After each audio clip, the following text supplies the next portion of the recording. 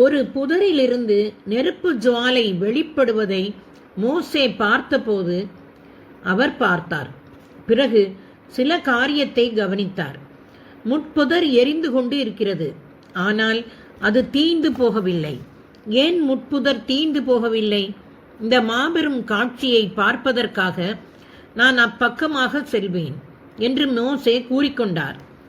இங்கு நாம் பார்க்கிறோம், மோசே இந்த வெளிப்பாட்டை கவனிப்பதிலே முக்கியத்துவம் செலுத்துகிறார். ஆண்டவர் அதை கண்டவுடன் மோசே மோசே என்று சொல்லி முட்புதரின் நடுவிலிருந்து அழைக்கிறார். நான் பல முறை ஆச்சரியப்படுவதுண்டு.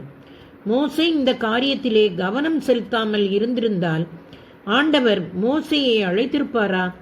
அல்லது ஆண்டவரின் காட்சியை ஒருவேளை காணாமல் போயிருக்கலாம் அல்லவா?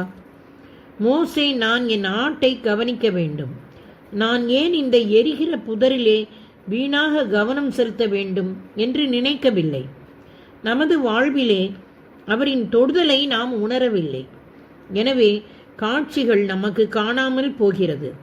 தினசரி செயல்பாடுகளிலே அவரின் பிரசன்னத்தை நீங்கள் உணர்ந்தால் அதற்கு கவனம் செலுத்துங்கள்.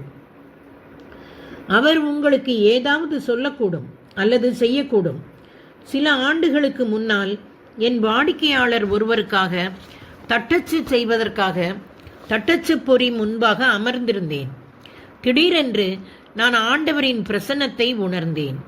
அவருடைய பிரசன்னத்தை உணர்ந்தவுடன் என் கண்களை மூடினேன். எல்லாம் அமைதியாயிருந்தது.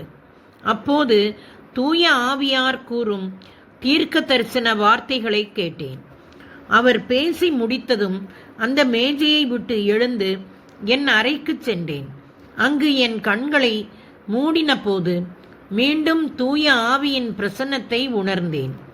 மறுபடியும் தூய ஆவியார் அதே தீர்க்க தரிசன வார்த்தையை கூறுவதை கேட்டேன். நான் தூய ஆவியின் தொடுதலை கவனிக்காமல் தொடர்ந்து தட்டச்சு செய்து கொண்டு இருந்திருப்பேன் என்றால் என்ன நடந்திருக்கும்?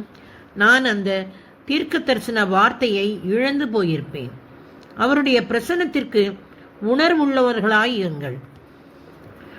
தமது வலிமையுள்ள கையை என்மேல் வைத்து ஆண்டவர் எனக்கு எச்சரிக்கை விடுத்தார்.